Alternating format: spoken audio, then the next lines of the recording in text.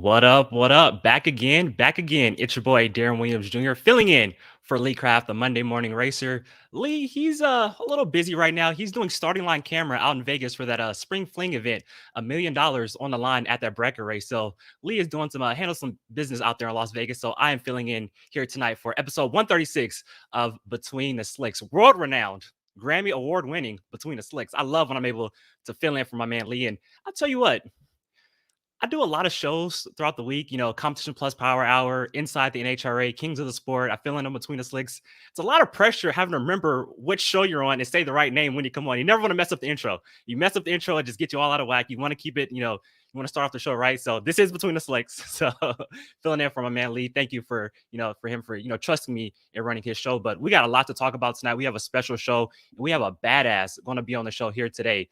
Jimmy Jones, your winner out of the Funny Car Classic and Outlaw Field Alter just a few weeks ago. What a great win for him and that whole team. Texas Trimmer, driver of the Texas Trimmer Outlaw Field Altered. He got the win. Great job for that team right there. He is a four-time Outlaw Field Altered world champion. He's going to be joining us here today on Between the Slicks. Happy to have him on to talk to him. And the cool thing about it, the man's in like his mid-70s. I don't know his exact age, but he's up there and he knows how to drive an Outlaw Field Alter. He can drive Field Alter in the final round. We're going to show that final round in just a little bit, but in that final round, he got over way close to the wall. He was driving that thing, never lifted, stayed in the gas, got the win, and he is your Outlaw Field Alter champion out of the third annual Funny Car Classic. That was a great event. First ever Funny Car Chaos race I ever watched from start to finish out on Flow Racing, and it really was a great event. And so happy to have him on, and we're going to talk to him in just a little bit, maybe around 5:30 Pacific time, 8:30 Eastern time. Jimmy Jones will be live here on Between the Slicks. We have a lot more to talk about.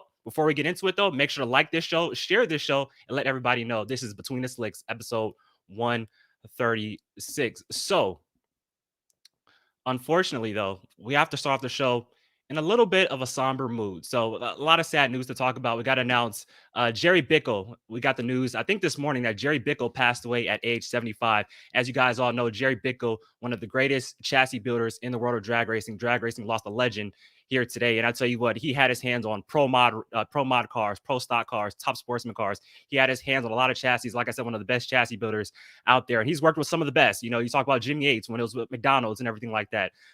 Tricky Ricky Smith, he worked with him back in the day. So a big loss for the drag racing community. Jerry Bickle has passed at age 75. And a great article on competitionplus.com, a little bit of a tribute to Jerry Bickle. And I want to read some quotes off. This is from Tricky Ricky Smith from competitionplus.com. It says, "When I looked at Jerry, even though he was close to age, I looked at him as a father. He was just that kind of a person.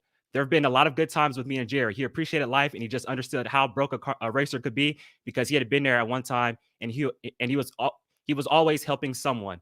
And so great words right there from Tricky Ricky Smith. And there's also some words from two-time Pro Stock world champion Jimmy Yates. He says, "I think that's how we got started together because I was an underdog.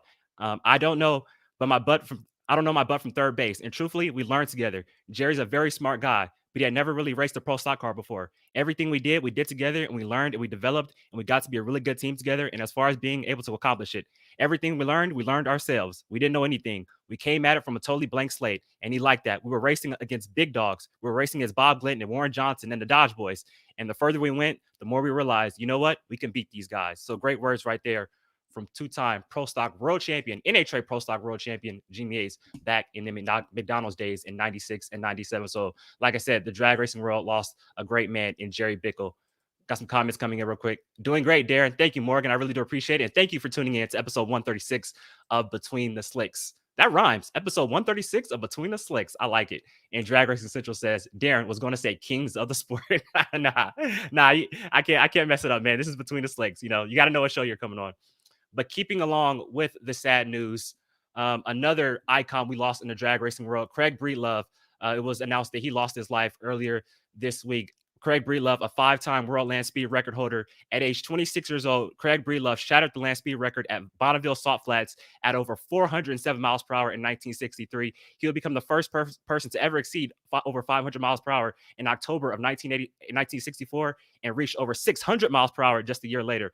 Breedlove accomplished all this behind the wheel of his many iterations of his turbojet-powered machine dubbed Spirit of America, which was inspired by JFK's famous inauguration speech. Craig Breedlove was 86. So like I said, just two great legends, two great icons in the world of drag racing. We lost this week, and so my condolences, rest in peace to Craig Breedlove and Jerry Bickle, and condolences to those two families right there. And then just to kind of keep on with the sad news, I swear I'm almost done with the sad news. Oh, look what we got here, Monday Morning Racer.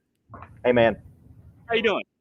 I'm doing good here at the Tower in Las Vegas, and wanted to pop in, not quite like I just did, but wanted to pop in. And you do got Jimmy Jones in the green room. Jimmy, we can hear you. You just hang tight. We'll have you on in just a few moments. Wasn't that hard, man? Good to have you on 136 between the slicks. It rhymes. And it does rhyme. I didn't know it would do that, but it does. And Darren, there are like how many cars? Like 670? Yeah, like 670 bracket cars here Wow. at the strip at Las Vegas Motor Speedway. And yeah, it takes a while. Like round one is big, really big. And they did buybacks today and like 70% came back. Wow, it's absolutely insane. But a lot of money on the line, a lot of beautiful cars out here. Several unique cars too. Like I just talked with McNeil Freeman. He's from like the Atlanta, Georgia area. He went out here on the West Coast, actually did pretty good at the Winter Nationals in his taxi cab. Yes, the Chevy Capri, and he is here for the spring fling as well. So tomorrow is the big one, if you will put it that way. It's the $1 million one. And today, I don't know how much they're racing for. See, the trophy says 30,000. So, yeah, there's a lot of money on the line. And you're working really hard this week. You told me you might be out till like 2 a.m. Filming race cars. Is that true? Well, they worked it out last night because they've had so many entries, and they realized, wow, we're going to be here forever. That they combined yesterday. No, they combined 2 days into one and went from a $60,000 purse to jumping it up to $100,000 purse. Wow. Right. So they even tacked on $40,000 combining the 2 days because it was just 60,000. So they're going to be running 2 days in one day to give everybody some time just to like go back to the motel and get refreshed and get ready for Friday because it's just a lot of work. You're streaming all day. You got a camera all day. I don't even Yeah. hold the camera all day. I've been told by Warren, hey, when like round three comes up, start filming. Which, granted, when round three comes up, we typically think, oh, you only have one more round, 16 car field, for example. Yeah. No, that's not the case. I mean, we're talking like 7, 8 rounds that this thing can go. So a lot of cars, a lot of drag racing, guys that are just nailing it. There's actually been a good bit of carnage, though. I've been surprised at Really? how many accidents there have been at this spring fling event already.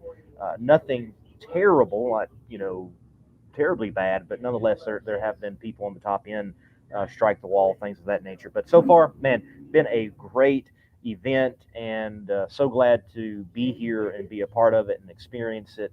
I know a lot of people with Monday Morning Racers that are like, oh, I don't cover bracket racing. It's because it's challenging to cover Mhm. because they're so quick with it. Like even the starting line cam, I don't get to catch the burnout really because the Yeah. run's still happening as the burnouts are happening. Yeah. So only thing I really get is the backup of the dragsters and them staging the car. And it's even more challenging with the door cars because door cars typically don't roll beyond the beams and back up. They typically do their burnout near the water box and then roll forward. So Yeah.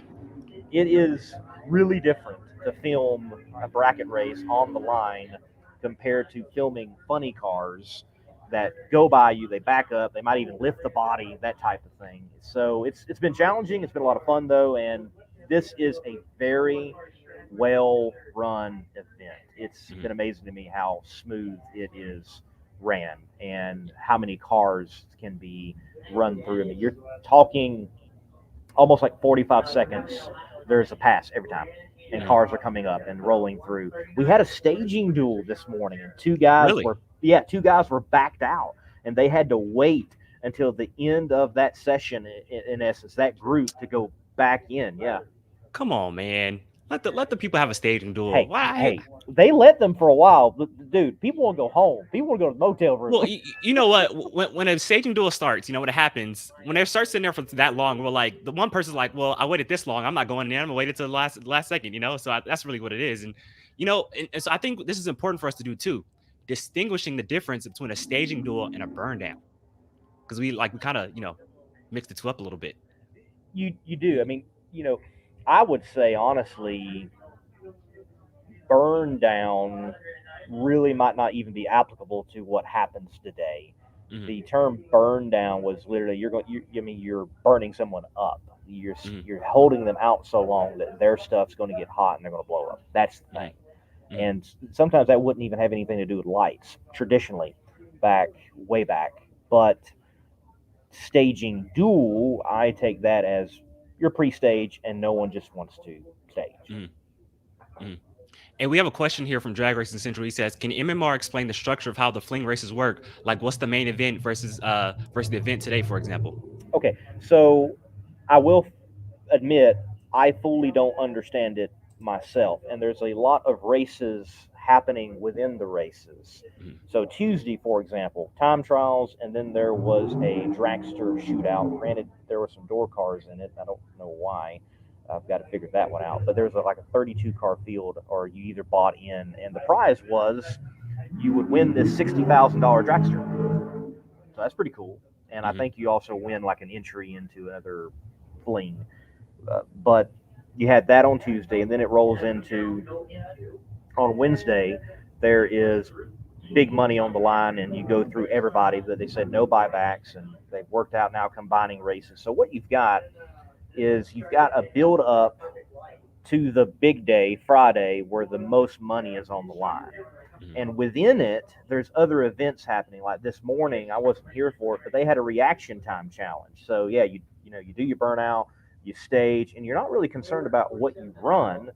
It's about hitting the tree, and whoever has the best reaction time gets a prize, and they get like Mhm. a free entry into another fling. So you've got the race, but then there's races within races because there's even like a consolation race for people who went out of like the buyback scenario or something like that. There's a lot of racing going on at this race that is Mhm. blanketed by the Mosier Engineering Fling Million presented by Optima Batteries.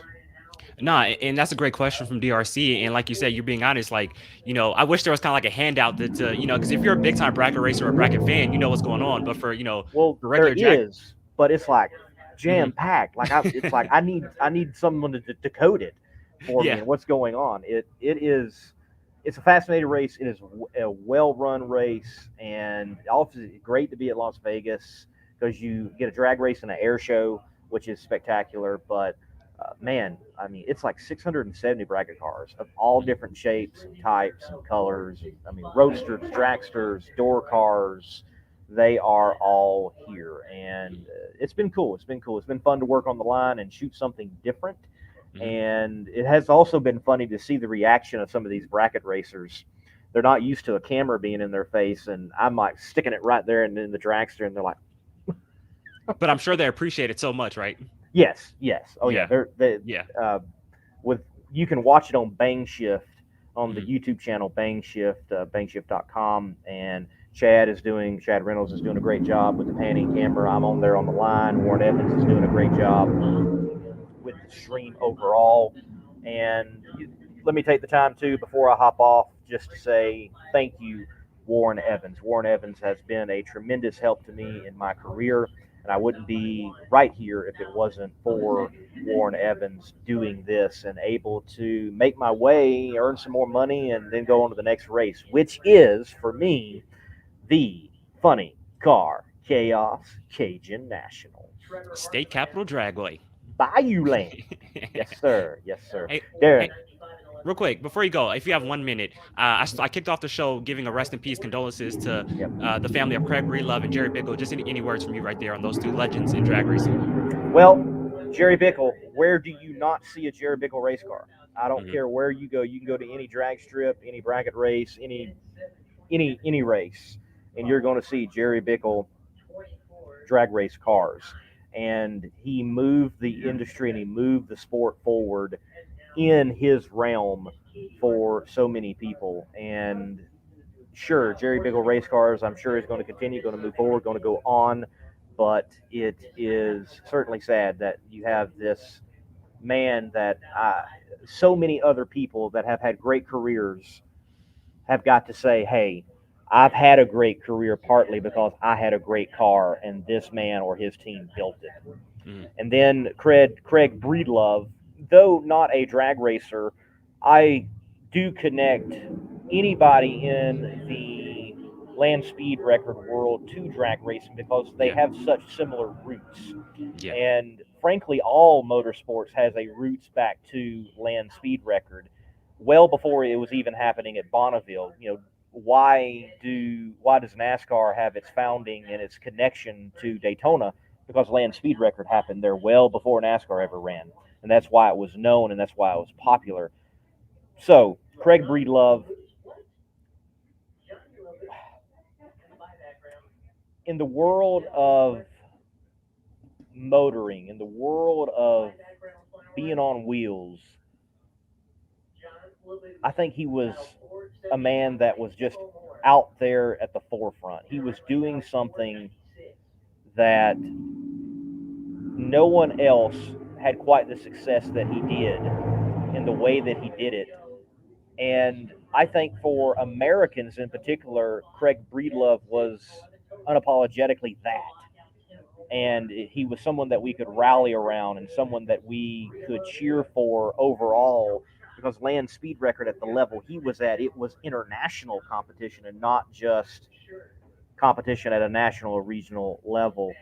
Did so much. And it's wow. Yeah, we had two iconic motorsports individuals pass yesterday, and so sad, so sad. But I'm glad they've left their legacy, and people can look at their legacy, and hopefully it impacts and changes their lives as well.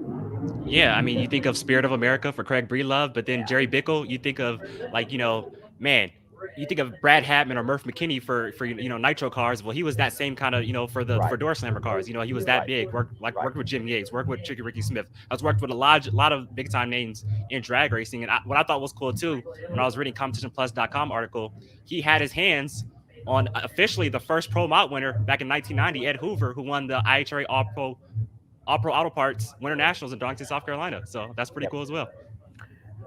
Icon, both of them, Icon, icon.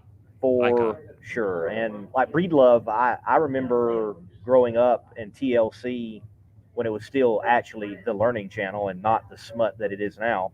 That they had a documentary on Breedlove when he was attempting to break the sound barrier Mhm, with the white Spirit of America, and Shell was sponsoring it. And, mhm. I mean, it even got sideways and was dragging. I mean, just insane. And we lose greats, but when we lose greats, we only truly lose them when we lose perspective on who they were and what they did and how it can impact us. Yeah, That's critical. yeah. What did Jerry Bickle do that you can roll into media or roll into your racing? Or what did Craig Breedlove do that you can roll into what you're doing? That's how I look at it. Mhm. So, yes, they've gone on, but we've got other greats coming on as well and tell their story. And that's one reason why Between the Slicks is right here. Because another great, the man that's in the green room waiting to come on, Jimmy Jones, he's great in his own world Yes. too. He gets the job done and he can drive that altered. He's got several championships and a lot of wins under his belt. Mhm. And I tell you, Darren, I hand off some good ones to you, and I'm glad that you're so capable. But I really want to do this one. But I got to man that camera here like very soon, and like I gave you Corey Lee and Paul Weiss and so many others, and I'm, I'm jealous almost, man. I appreciate that, man. I appreciate that. Hope to make you proud. And like they say, just one more thing on Jerry Bickle and Craig Breedlove, legends never die. They Leave it at that. do not, for sure. Darren, look, you're going to have a great show. You always do a great job. Thank you for your assistance. And folks, after this show, be sure to turn in on Bang Shift, the YouTube channel, and you will see my literal handiwork on the starting line here at the Mosier Engineering Spring Fling Million, presented by Optima Batteries. Hey. Peace.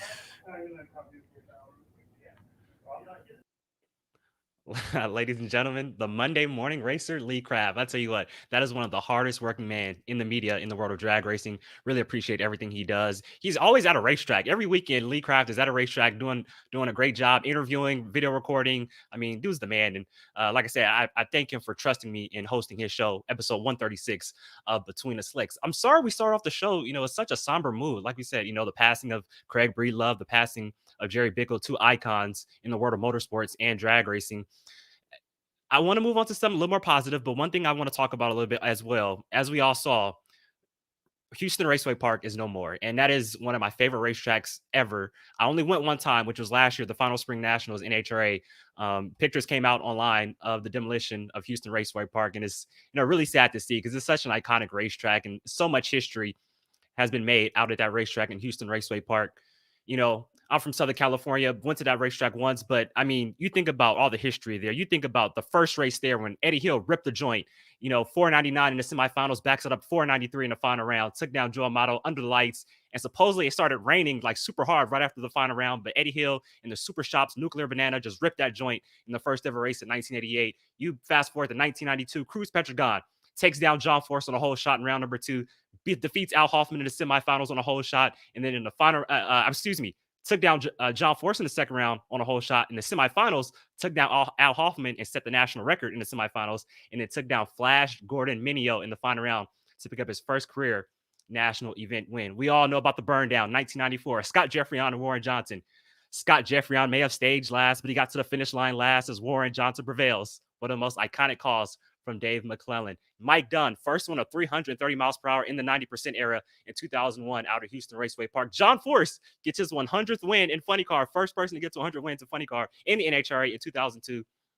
Just so much history out of Houston Raceway Park. Sad to see it go. Sad to see Atlanta go. Sad to see Phoenix go. All these great racetracks from back in the day go. And so tough to see that. But we're about 6 minutes away now from our guest, Jimmy Jones. And like I said, Jimmy Jones, like Lee said, he's a badass in the final round, taking on John Broussard, Texas trimmer. Jimmy Jones got way out of the groove in the final round, was close to the wall, but he never lifted, stayed in it, and got to the finish line. That's a bad dude for you right there. And I'm happy to talk to him in just a little bit. So like I said, in about 6 minutes or so, we'll have Jimmy Jones here on the show. And what's cool about it, out of the Texas Motorplex, so not a lot of people know this, but Texas Motorplex, Ennis, Texas. My grandmother's mother and grandmother are actually from Ennis. They grew up in Ennis, so I actually have ties to Ennis. So even though I'm a Southern California boy, growing up in Pomona, I adopt Dallas, Texas, Ennis, Texas as my second home. So the Texas Motorplex is technically my second home. Let's move on. A little bit more news before we get on. Ron Capps. It was announced that three-time Funny Car World Champion Ron Capps will be making his SRX debut out of Eldora Speedway August 10th. How about that? Great news coming out of the NHRA. Ron Capps, like we all know, is not new to dirt. He's driven all forms of cars on the dirt, and so glad to see him putting himself out there and really going for it. I really do appreciate what he's doing right there. And man, I'll tell you what, Ron Capps is going to get the job done. I want to know what other drivers in the NHRA would you like to see race in the SRX? Ron Capps is the first full-time driver in drag racing to race in SRX. Who else would you like to see? Maybe a J.R. Todd, a Cruz Petragon, a Sean Langdon, an Antron Brown. I think Antron Brown will be great. Great personality, can drive different types of cars. Who else would you like to see from drag racing race in the SRX? But Ron Capps will be making his debut out at Eldora Speedway August 10th, and that is a great racetrack right there. Last weekend out in Pomona, the In-N-Out Burger Pomona Drag Strip, newly rebranded In-N-Out Burger Pomona Drag Strip for the 63rd annual NHRA Winter Nationals. What a great event it was. And it wasn't a sellout, like Gainesville on Saturday. It wasn't a sellout like Phoenix on Saturday. But still, I would say a great crowd showed up for Saturday qualifying and a good crowd showed up for Sunday as well. And I'll tell you what, great racing all day long. So I have some great winners, Dallas Glenn getting the win in Pro Stock. But I'll tell you what, Matt Hartford has had a strong car in Pro Stock. Had the car to beat in Phoenix. Unfortunately, lost on a whole shot to Camry Caruso in the semifinals. Camry went on to get her first career win in Pro Stock. Comes to Pomona, wins the Too Fast, Too Tasty challenge. Gets to the final round, just gets outran in the final. But Matt Hartford has a strong, strong race car. And you got to watch out. We always talk about Greg Anderson, Eric Enders. Well, through the first three races, Matt Hartford, Camry Caruso, Dallas Glenn, Troy Coughlin Jr., these young bucks are stepping up in Pro Stock, and it's going to be fun here in 2023. Nitro Funny Car, Matt Hagan gets the win, takes down Ron Capps in the final round. Matt Hagan, 45 career wins for Matt Hagan. He is fourth all time on the all-time NHRA Funny Cars wins list. You got John Force number 1, Ron Capps number 2, Robert Height number 3, and slide it in right there number 4, Matt Hagan. That's a bad dude right there. Has won 2 of the first 3 races in Nitro Funny Car here in 2023. And finally, to close it out, in Top Fuel Eliminator. We talk about In-N-Out Burger Pomona drag strip. We talk about double doubles. Well, Justin Ashley, he pulled off a double double out in Pomona. Won that Mission Foods Too Fast, Too Tasty challenge. Took the number 1 spot in the final round as well against Leah Pruitt in that final round of the Mission Foods challenge. And then wins the race on Sunday. I mean, he took it all. Semifinals going up against teammate Antron Brown, identical ETs and identical speeds. That like never happens. Like never happens. And Justin Ashley gets the win. Back-to-back wins for Justin Ashley. He's your points leader. And it's great for that Phillips Connect Top Fuel team because you talk about it. After that win in Dallas last year, obviously, our guest tonight, he won at Dallas just a few weeks ago. Ennis, if you want to be correct. Justin Ashley's last win came at Dallas. Had the championship in his grasp. And that team fell hard the last 2 races of the season. Say thank you to Clay Milliken. Because I'll tell you what, Clay Milliken did not get down the racetrack at all in Vegas during qualifying. Comes out, takes down Justin Ashley first round. That opens up the door for Brittany Force. And Brittany Force is your top field champion after Pomona. I was curious to see how would that Phillips Connect team respond coming into 2023. Goes out first round in Gainesville. First race of the year. No big deal. What will they do? Bounce back-to-back wins on the season. Mike Green, Tommy DeLago. They have a handle on that race car. And I'll tell you what, Justin Ashley right now is looking like the team to beat. Brittany Force, your reigning champion, hasn't got past second round. No need to worry. No need to worry. David Grubnick, new engine combination for this season. He's saying it's going to work out in the long run. And I'll tell you what, 3 races this year, Brittany Force is winless. Well, go back to last year. 3 races last year, she was winless. Guess when she got her first race win of the year last year in 2022? Las Vegas 4-wide. Where are we going next? I'm curious, where are we going next? Las Vegas 4-wide. So no need to worry for that Monster Energy Flavor Pack Top Fuel team. Top Fuel is going to be great. We talked about Top Fuel last year, the winner's curse. The winner's curse happened in the countdown. You win a race, you go out first round. Reminiscent of 1999. We can see the same thing happen here in 2023. But I think Justin Ashley has something to say about that, though. Back-to-back wins. My buddy Drag Racing Central says, only matters during the countdown. You're definitely right about that. Going back to my question of saying, who would you like to see from the NHRA or from drag racing race in the SRX? Monday Morning Racer says Alex Laughlin. I like to see Alex Laughlin. And shout out to Alex Laughlin as well, getting his first career round win in Nitro Funny Car. Took down J.R. Todd, who had a major explosion around number 1. And I'll tell you what, a weekend to forget for J.R. Todd. We all know John Force, J.R. Todd, getting up, getting together during qualifying. It's crazy. We'll get our guest on in just a second. But I was out in Pomona, right? Sitting in the stands. I'm usually in a tower, typing up stuff for competitionplus.com, but I'm in the stands with my dad, hometown race. So I'm in the stands with the family. Contacts. I wear contacts. I messed up my eyes a little bit. JR and John Force go on down through there. Seemed like a normal run. I look back away to the starting line. All of a sudden, I hear the commotion from the crowd. Oh, hear the commotion. I'm like, what's going on? I look up on the big screen at Sunoco Vision. John Force is on JR Todd's ass like it's a NASCAR race. And all of a sudden, John Force is in the wall. John Force got lit up big time on social media. Let's just say that. He got lit up big time on social media. But I'm going to tell you something. John Force has not forgotten how to drive a race car. Pomona, tricky track. Pomona has always been known to pull drivers to the center of the track, going back to way back in the day. There's a bump down track. We saw Tim Wilkerson hit the cones.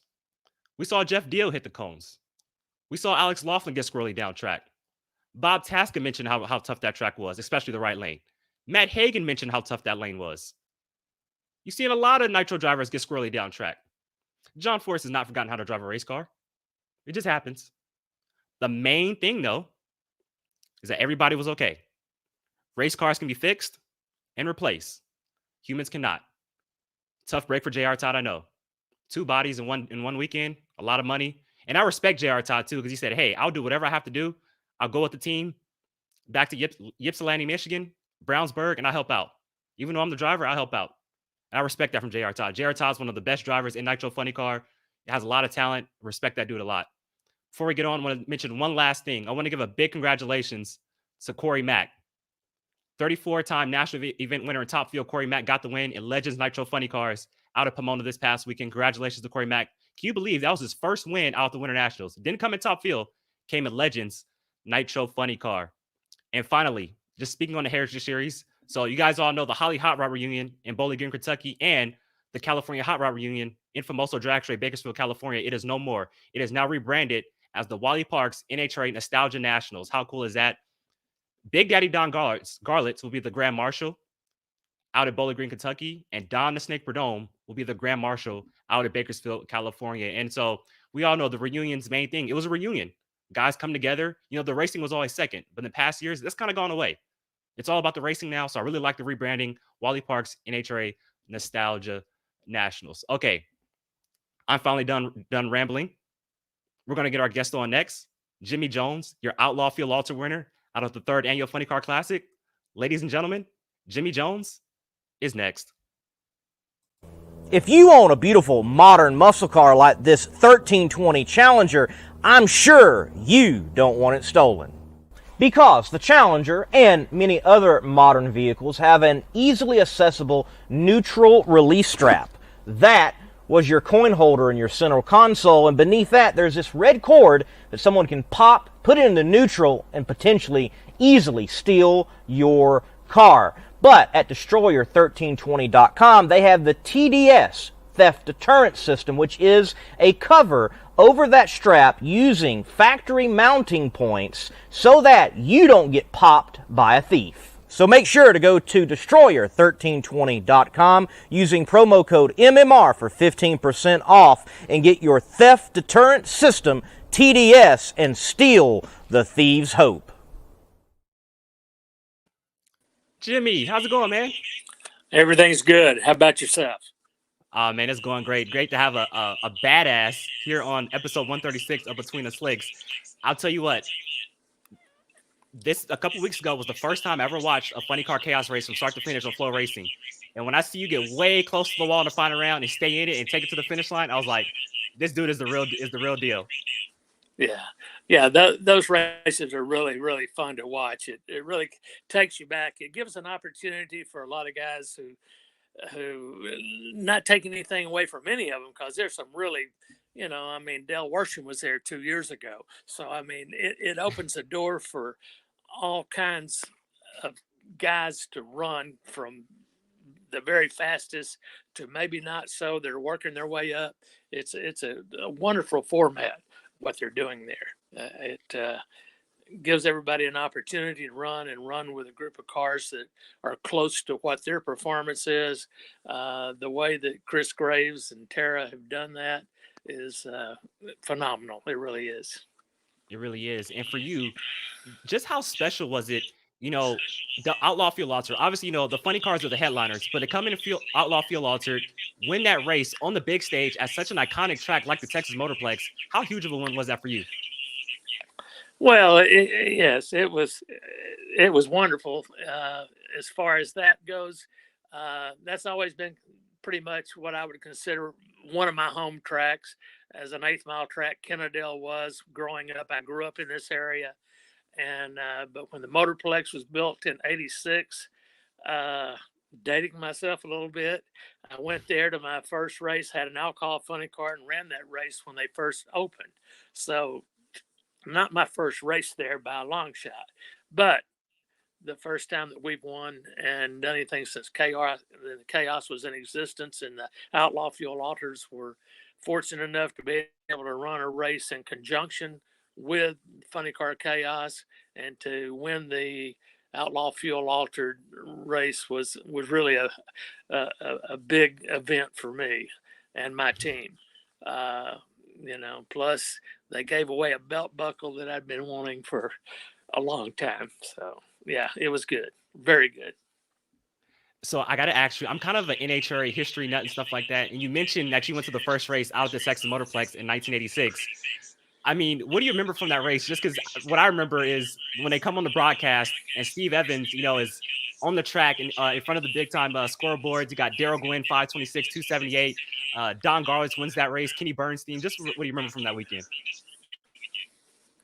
Yeah, it was such a big stage compared to anywhere that we had actually been in the past. To be honest, I was pretty much in awe the whole weekend, to say the least, and such a phenomenal facility of the all concrete, the first one, and to be able to be there, be at the opening, and all of the big names there, and it was really something to remember. Hey, Jimmy, before we move on, because I'm hearing a little playback on my end, are you playing the stream anywhere else, or is it just solely on your phone? Just on my phone, as far as I know. Yeah. Oh, okay. Everybody in the live chat, let me know if you hear the playback as well. I'm hearing a little playback on my end. Do you hear it at all, Jimmy? I don't know if it's kind of distracting. No.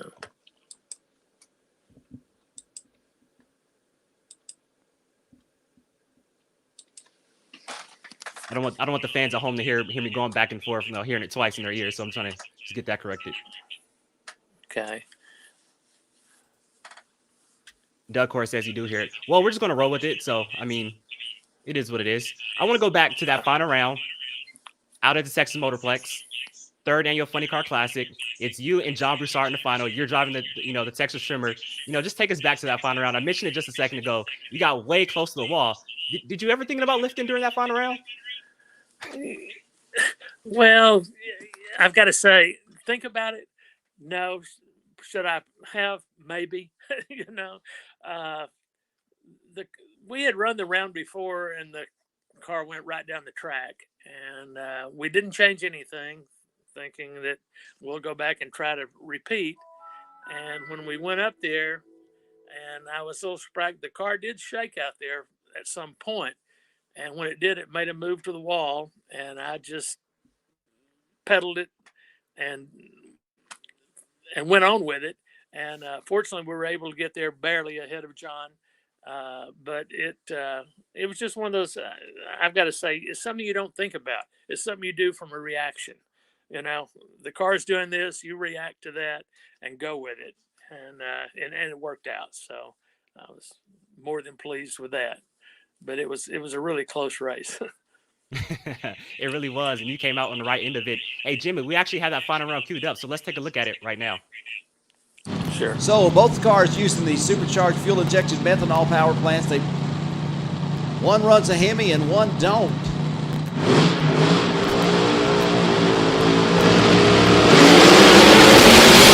Big lights on both sides, and Jimmy Jones using all the real estate, but still gets the win light. Man, oh man, 4 flat beats a 402. I thought for sure Jimmy Jones was going to get out of the throttle, but he's got that Tim Hayes spirit going on. You lift, you lose, and there was no lifting going on right there for the Texas Trimmer. What about a 4 flat at 186? And I mean, he was just about to kiss that guard wall on the right side, kept his foot down on the throttle, and takes that win. Congratulations, runner-up John Broussard. And with a Funny Car Chaos Classic win, it was a classic now, Jimmy Jones. We don't lift. We'll never lift. We'll never lift. We're going straight to the finish line.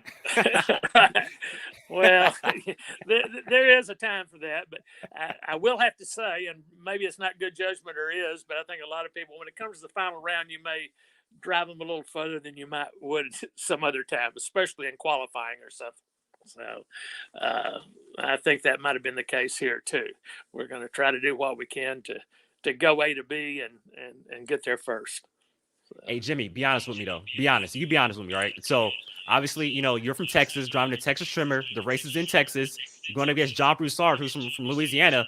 You had to keep that. You had to keep that trophy in Texas, right? You can't let it go to Louisiana. You be honest with me. Oh yeah, absolutely. I mean, and those guys are great guys. I mean, they're a great asset to our group, and have had a lot of fun with them. When we pulled the starting line, obviously, as everybody says, it's all about we're not friends at that point. We really are, but it's all about who gets to the other end first. But those Cajun boys they're a good time. I guarantee you, they are worth the price of admission, and they have a really good running hot rod. So I knew it was going to be tough, and it was. But.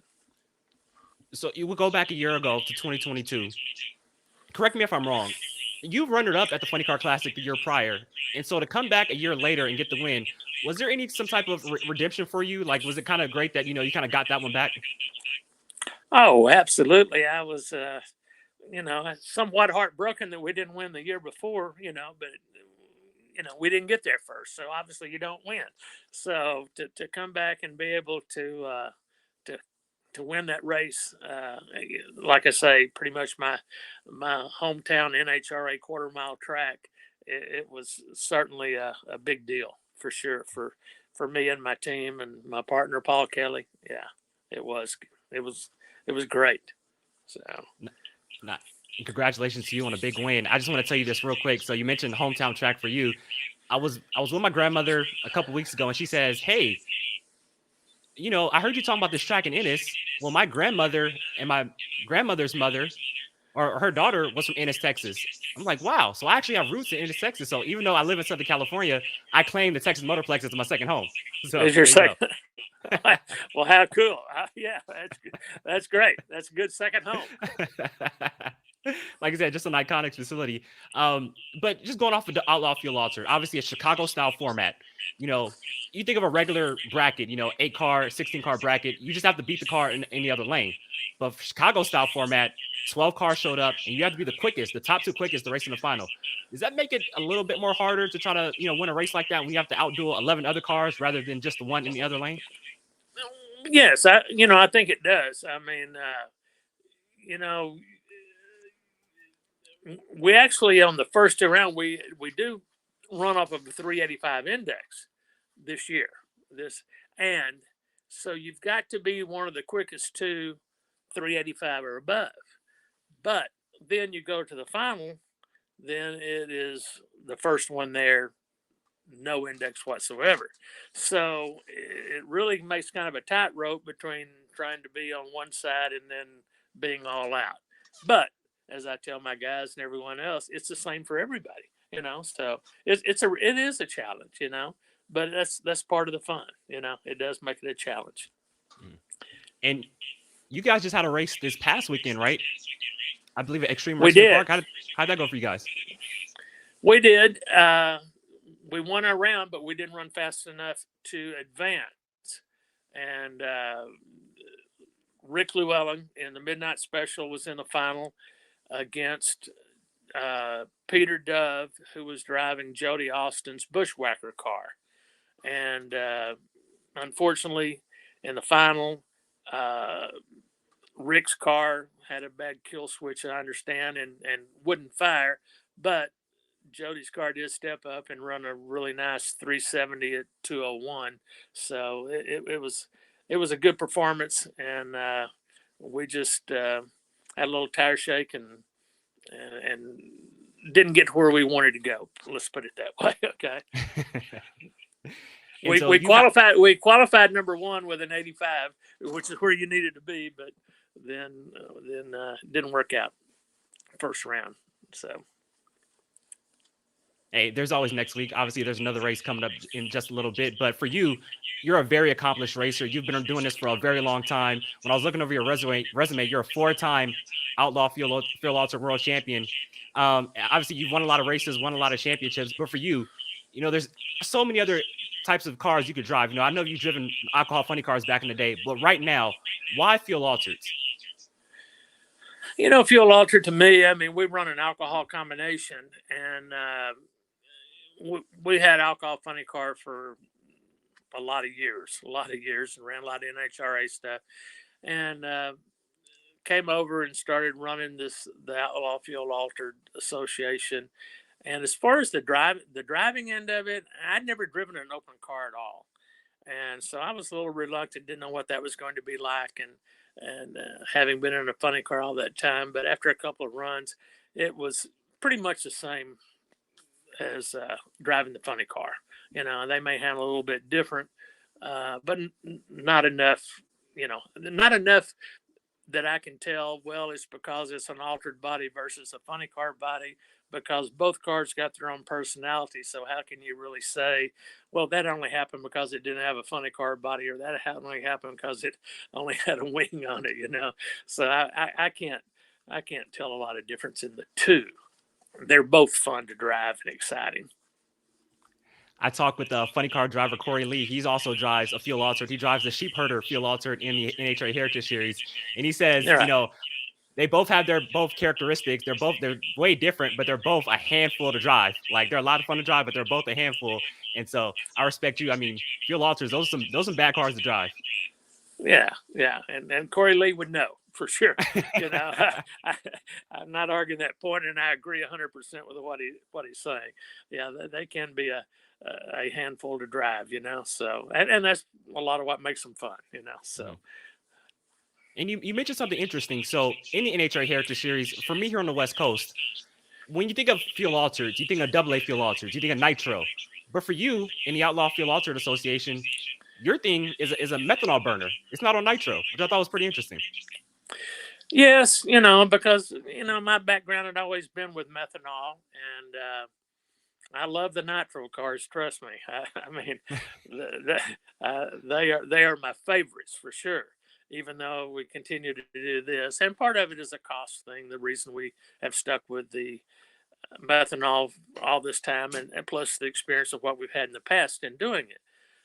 So, and the way the rules are set up and so forth, we feel like that we can make a methanol car pretty competitive with the fuel cars on the format that we run. So we've stuck with that, but that methanol car will never sound like a fuel car, no doubt.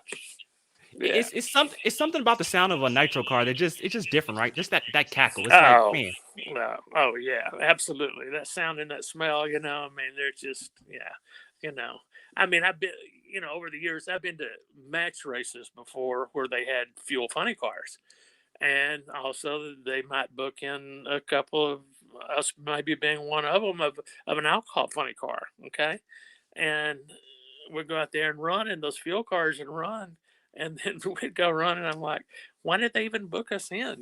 Because those cars, all the flames, especially at night and all that, it's like, yeah, I mean, we can go out here and run our career best, and it's going to be like, okay, what else can you do?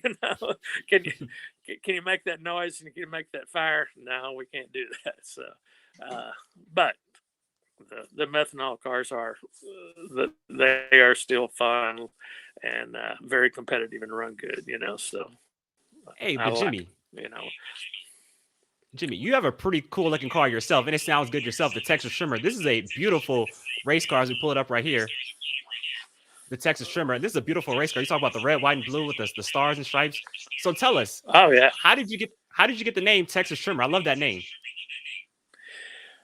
we back in I mean, this is going way back to the the late 70s. In the 80s, we had an organization called the All American Funny Car Series, and it was on somewhat of a similar format, but it was an 8-car field, and we ran a lot of races back in this part of the country, and it was very successful for about 15, 17 years. And but anyway, there we were sitting around trying to think. We built a car and trying to think of a name and so forth. And the Bobby Marriott had a car now, but there was a alcohol funny car at that time called Shockwave and this, that, and other. So I don't know. We came up with the Trimmer deal, off of it.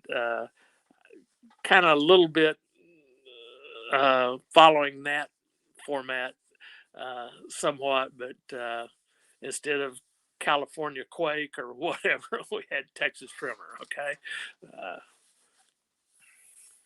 I like it. And you had so much success. We talk about all your success in Outlaw Fuel Alter, 4-time champion, but you had your success in Top Alcohol Funny Car as well. I believe you won 2 Division 4 championships back in the day, 05, 06. Tell us about that time racing in NHRA in Alcohol Funny Car. We had a great time at running NHRA, and I love those days. I mean, those will always be very fond of my heart. Running the alcohol funny cars and met some great people and still great friends and at that time doing that, and it was very competitive. I remember back in the early days, Bob Newberry, Brad Anderson, Houston, once they built the Houston track after the Motorplex was built, usually early in March sometime they would have a divisional race. This is way before regionals. They would have a divisional race, and then the following weekend they would have a national event in Houston. So a lot of guys, it'd be the first race, especially if they're from the cold part of the country or whatever. They would come to Dallas to kind of knock the dust off and pick up a division race. Then they would go on to Houston to the national event. Well, I mean, you would have a list of who's who at a division race for an 8-car field. You'd have 16 cars there that any one of them, could win that race or the next weekend. So it was a very, very competitive time, throughout the years of the Alcohol Funny Car in NHRA, and it still is very competitive. They don't have quite the car count that they did at one time, unfortunately, and that pains my heart to a degree. But at the same time, the quality of cars they have and the drivers and the teams, outstanding performances that they have. So why do you think that is? Why do you think the car counts are so low in Top Alcohol Funny Car in the NHRA? Well, my opinion is, I've always kind of looked at like, NASCAR when they were their heyday. They had the Busch Series or whatever series below, and it seems like that they really fed that more than what I have ever felt like NHRA has done with the alcohol dragsters and alcohol funny cars. I always felt as if they should, because there are a lot of the pro racers that became big names. Not all of them by any means, but a lot of them. That was a stepping stone to the pro ranks, Mhm. and I always felt like that they should support it even more than they did. And I know that costs money, but at the same time, I think it would make it healthier for the class and people to be able to continue to participate, because those cars aren't cheap to run, Mhm. and so uh, a little more return, I think, would certainly have helped. So, Mhm. No, I and totally agree. No, you got it. and the pro mod thing has become big too, and I feel like there's probably a lot of pro mod cars out there that would have been alcohol funny cars at one Mhm. time, hadn't not pro mod not become popular too. So I mean, there are several things that I think would made a difference, but those are a couple of things that I think are foremost. Mhm.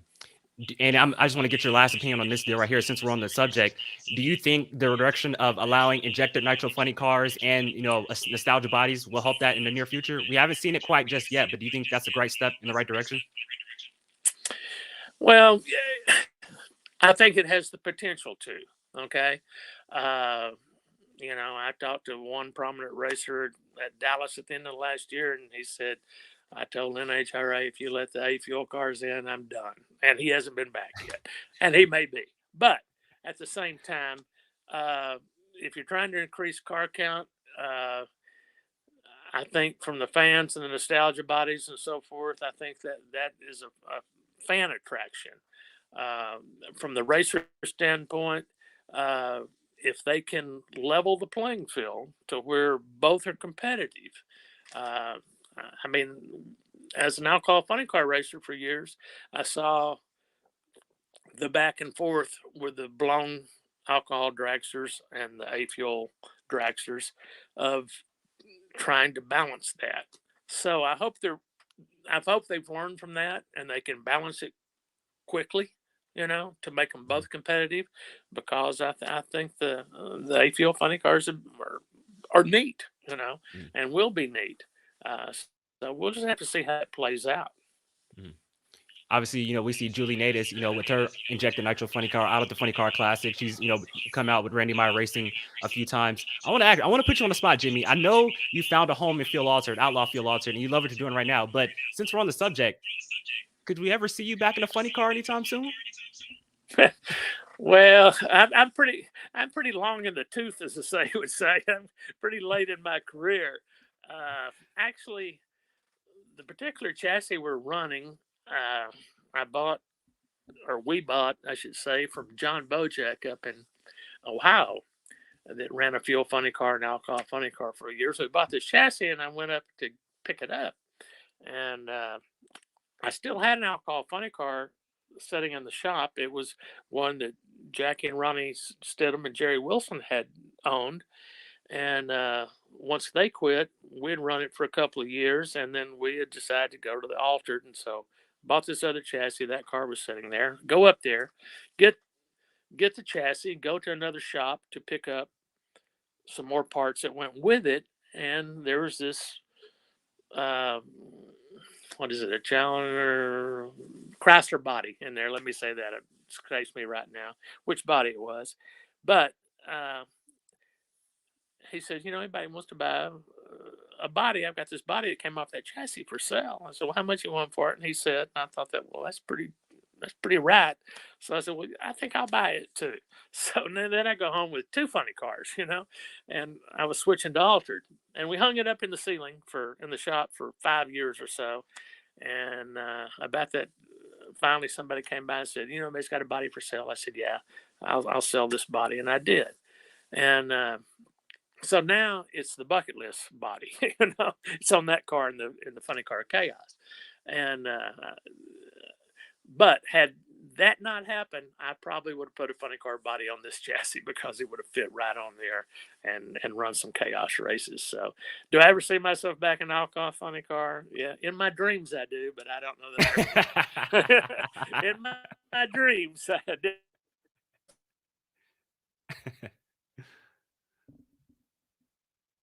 Oh, I think we lost Jimmy for a little bit. Had a little Funny technical cars. difficulty. Jimmy, you still there? There you Yes, go. Okay, there you Yeah. go. You blanked out for a little bit. I'm sorry. So, no, all good, all good. So I want to go back to, your career now. I know we, kind of took a left turn talking about alcohol, funny car, stuff like that. But for you, I thought it was interesting as well. You're a pharmacist as well back in the day? I am a retired pharmacist. So yeah, I did. I was in pharmacy for a little over 40 years, and did that, for a long time. That was my livelihood. Yes. How did that passion come about? I'm curious. I'm sorry. How did that passion come about? How did that passion come about? Yeah.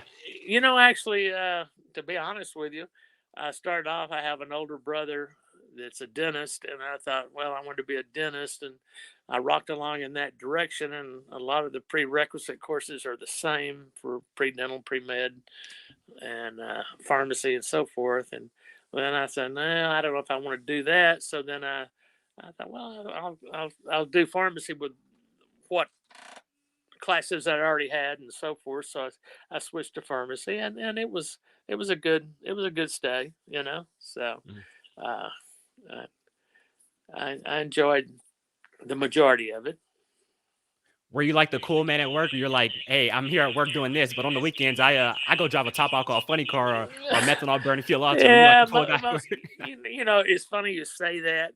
Occasionally, I would run into people that maybe were patients slash customers or whatever from where I work that would be at the races, and they'd come by and they'd see me at the races and say they just couldn't put the two together, I mean, because they'd see me behind the counter, dispensing prescriptions and so forth. It was a retail pharmacy, and they were quite surprised, and vice versa. People at the races that, you're a pharmacist, like, are you kidding me?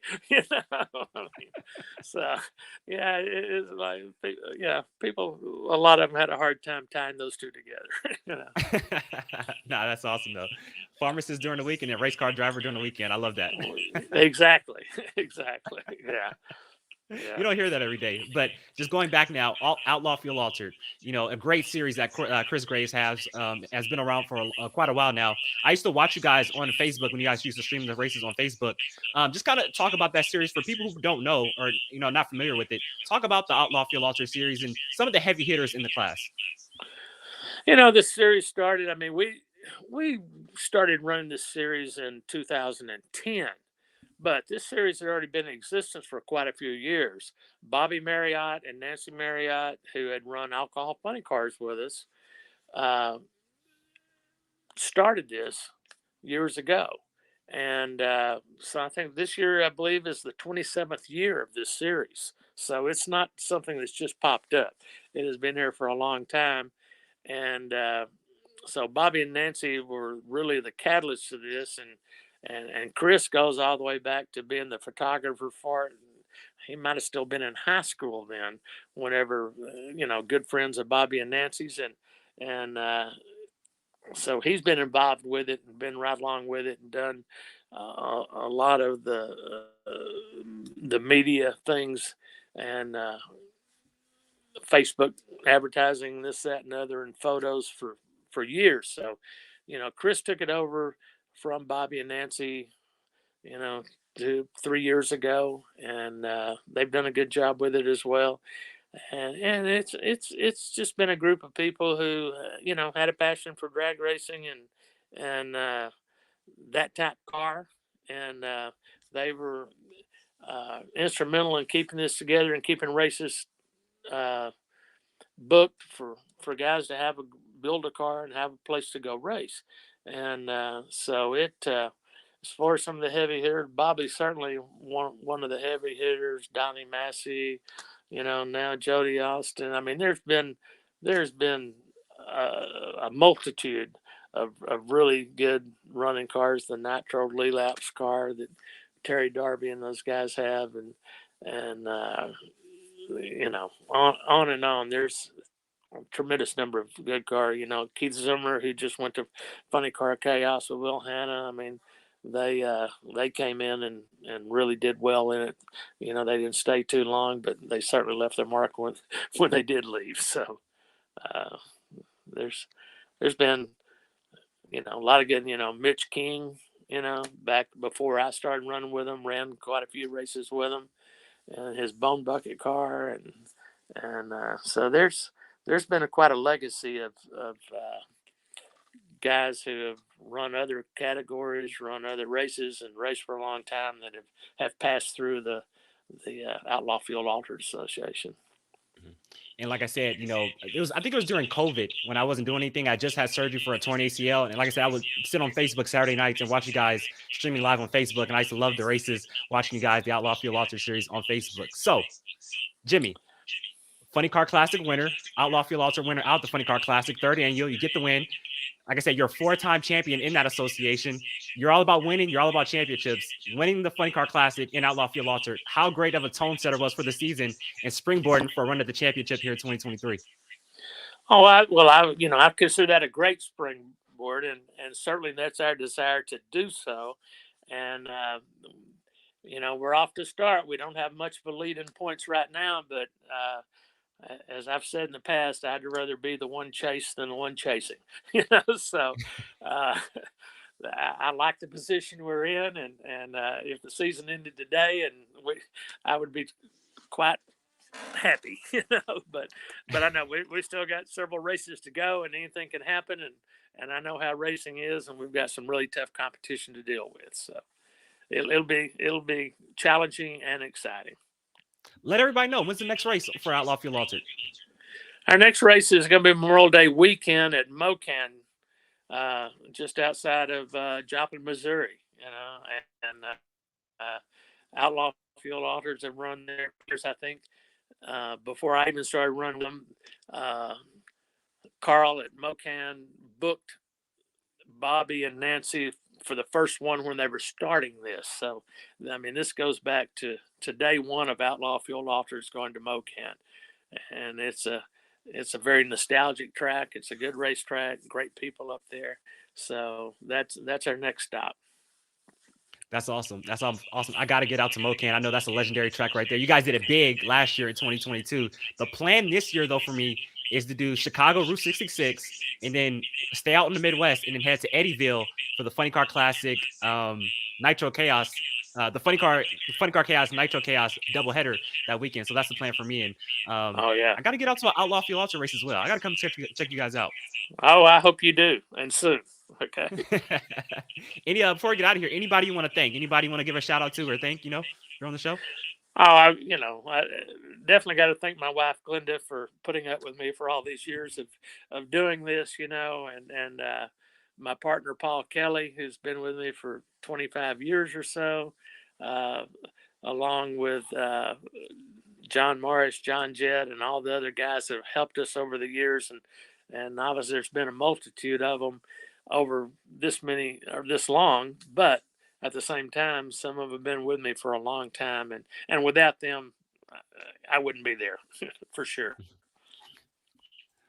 That's awesome. That's awesome. Actually, I have one more question. I have one more question because, like I said, you've been doing this for a long time. And I just want to get your, I just want to get your answer on this.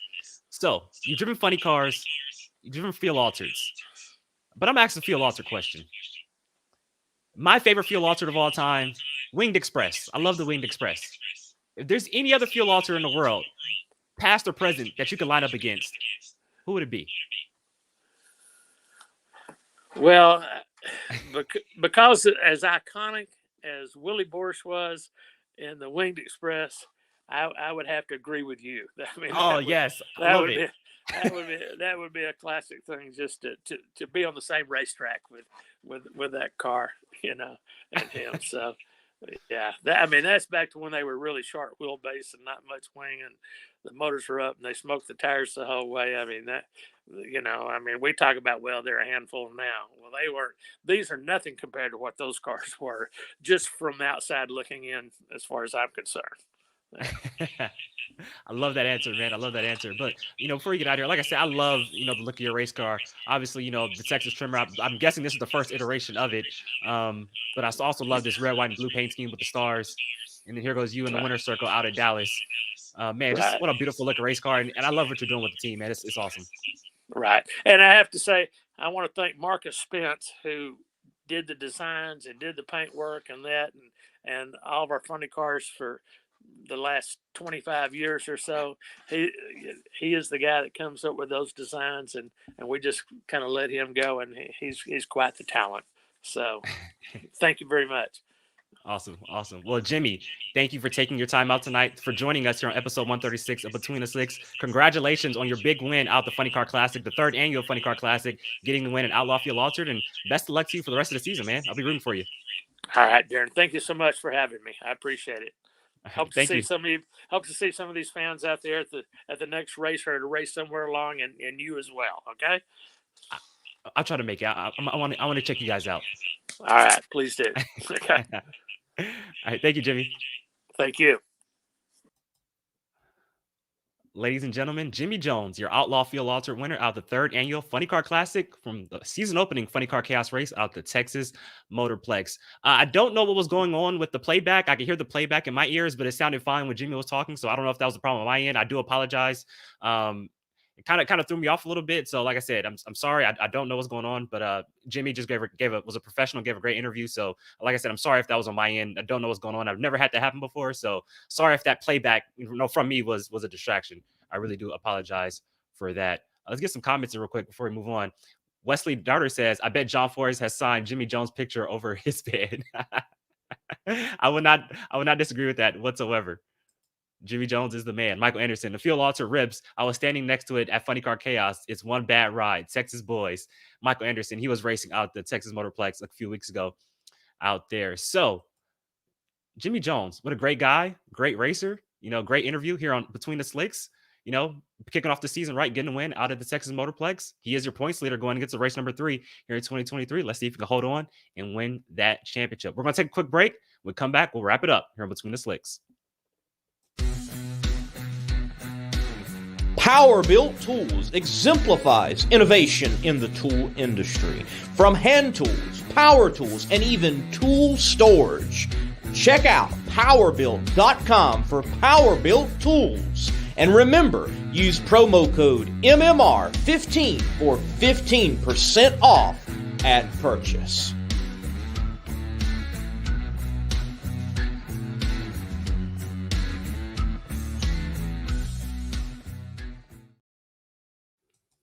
Got a great comment coming in right now. Jody Austin, driver of Bushwhacker, says tough racer. Got a legend in the house right now, Jody Austin. Thank you for tuning in, man.